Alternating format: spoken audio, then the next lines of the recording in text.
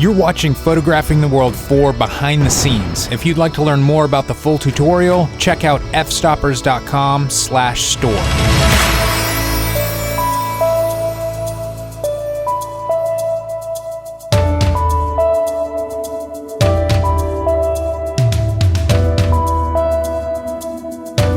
This is how you know you're in the middle of nowhere.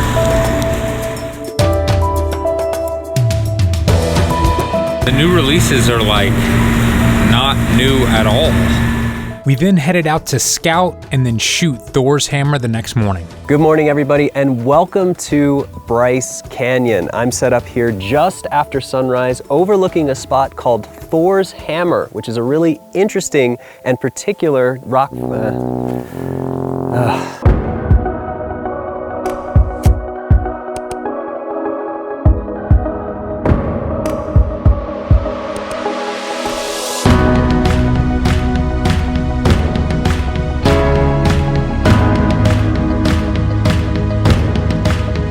Good morning, everybody, and welcome to the beautiful Bryce Canyon. We actually arrived here yesterday and started scouting the entire location in the late afternoon and into the sunset hours so I could be in the correct position to capture the sunrise in this area overlooking a rock formation called Thor's Hammer. So this is my view, not always with people, but with Lee and Patrick. So they see me, I see them. There's Patrick over there setting up time lapses.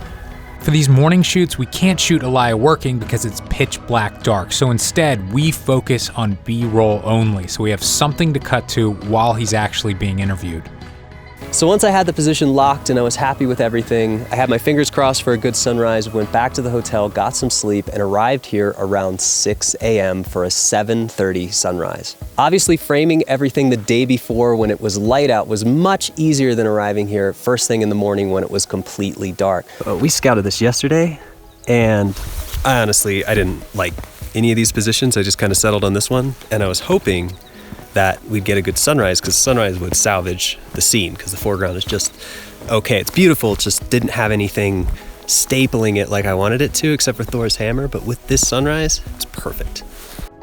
This ended up being the last official lesson filmed in the US, but we had 2 more bonus lessons to film, the first one being in Zion National Park. So we just got into Zion, and I think our time's kind of limited here, and then we have some bad weather coming in. So the plan is to do one of the most hairy, crazy, intense hikes maybe in all of America, which is Angel's Landing. And to film this, I saw a video on YouTube that was pretty interesting where the guy had a GoPro above his head to show how narrow this is. So I have rigged up here a GoPro on a pole on a light stand, and my thought is to wedge the light stand in the back of my backpack.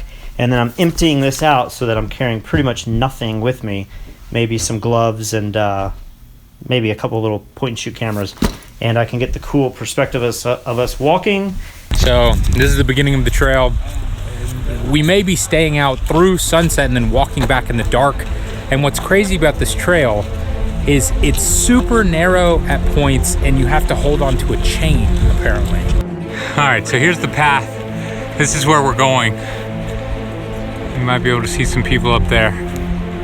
But to get there, that is what we're doing. Oh, you can see the little people up there. Yeah, you can see them.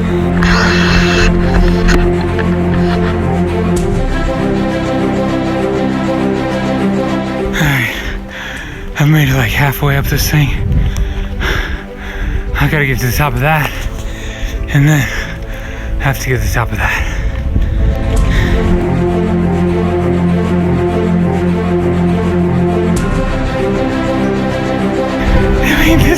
This does not even look real.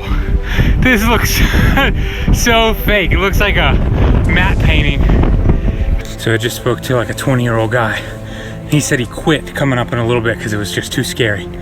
And it's a little sketchy already. I mean, there's this chain this whole way and then it just drop off to nothing. So if you let go of this chain in one slip, you are done. And he was like, oh, this right here is nothing compared to what it's about to be. So I'm excited and a little terrified at the same time, I guess. We didn't bring our cameras because we weren't expecting to actually film a lesson, but when we got up there and it looked so incredible, we ended up shooting some B-roll with our cell phones.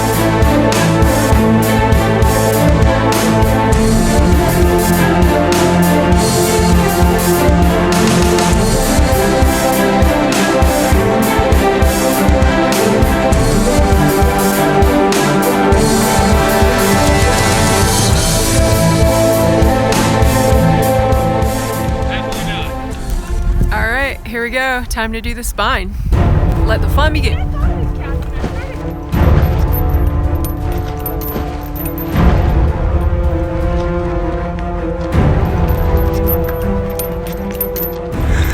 So you get to places like this where you can only go one way, so I'm having to wait here so that I have a lot more to go to. The best views up ahead. And the best views up ahead, okay. This never makes you feel good. When you're putting all of your faith in the chains and you're like laying off a cliff and then it just pulls out.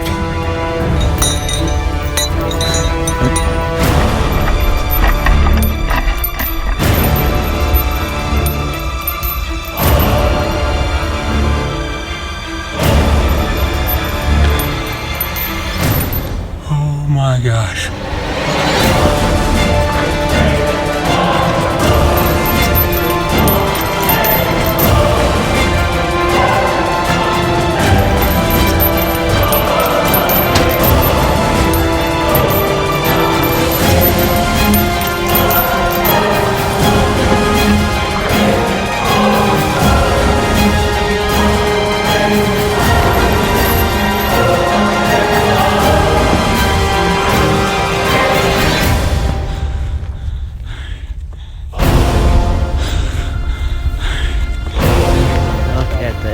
Oh my God.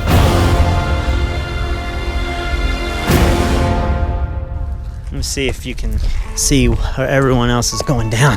How high this is. Oh boy. That makes me a little nervous. I don't like that. All right, I have made it to the top. I just can walk over there to see the lookout point, and here is the amazing view. I think I'm gonna set up a time lapse. This is the coolest hike I've ever done by far, by far. Elia has taken us to some pretty incredible places, but I have to say this was the most beautiful thing I had ever seen, and it happened to be in my own country.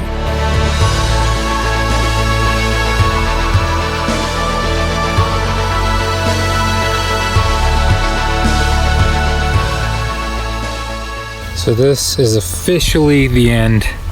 You can see people have made all these little stacks, and the sun is just barely peeking over the mountain. We're about to lose it. So this is like the ultimate time right now to be taking pictures and time lapses. All right, so this is a bonus tutorial if you're seeing this. We just hiked to the top of Angel's Landing in Zion. I actually brought the Fujifilm GFX 50S up here. If you're gonna do a hike of this intensity, I would recommend a smaller camera. So it is now 7:25. We stayed up here way longer than we meant to. The sun is setting in about 15 minutes, and we have a 2-hour hike to get back down. And I don't mind if like the last half we do it in the dark. I do not want to do these chains in the dark. So I am rushing down right now to get past these chains.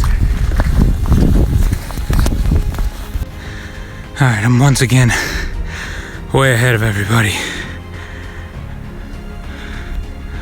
There's somebody. Maybe I'm halfway through the chain. So just a little bit further, and then I'll be totally comfortable in the dark. Just when we finished the chains, we lost all daylight. I ended up meeting up with Elia and we started running. We are now running so that we can catch the train, so that we can get dinner. How much of that did you run? Most of it. Yeah? Yeah. All right, we made it in time for dinner, just barely.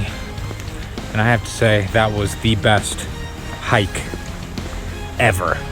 So if you're ever in this part of the world, Zion, do the Angel's Landing hike. It was unbelievable. So we're all packed up here at Zion, and this has kind of been a bittersweet part of the trip for me because I feel like this is the most beautiful place that we've been, but we only got one kind of lesson out of this location, just with the rain, and then hiking is harder to move gear around. I think this is one of these places where I will definitely come back. We then drove all the way back to Vegas, met up with our buddy Frazier, and he hooked us up with an incredible condo with an amazing view of the city. We're going to the Cosmopolitan. It's next to City Center on the Las Vegas Strip. So as promised, our friend Frazier has hooked us up with a pretty incredible suite here. This thing's actually sold and it's being given over to the owner tomorrow. So we have one day to photograph this view. So let me take you out here and show you what we're working with. Squeeze past you guys here. What's that, a sunset? So here is the shot we get to work with for this lesson.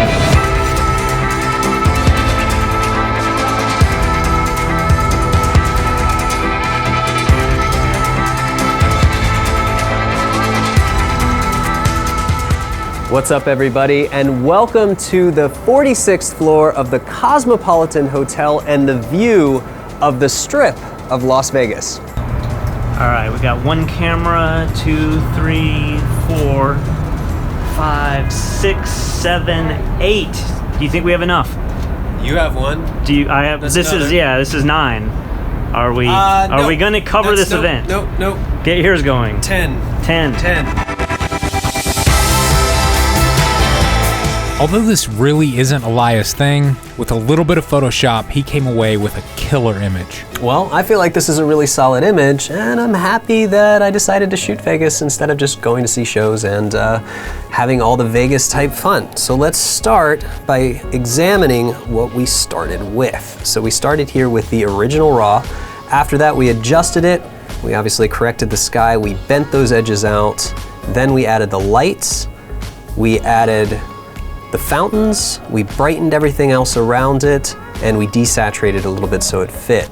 We also removed a very, very disruptive object from the background, and then we applied the camera raw filter to bring those colors in, did our mid-tone adjustments, and sharpened everything. So it turned into that. So in the beginning, we started here.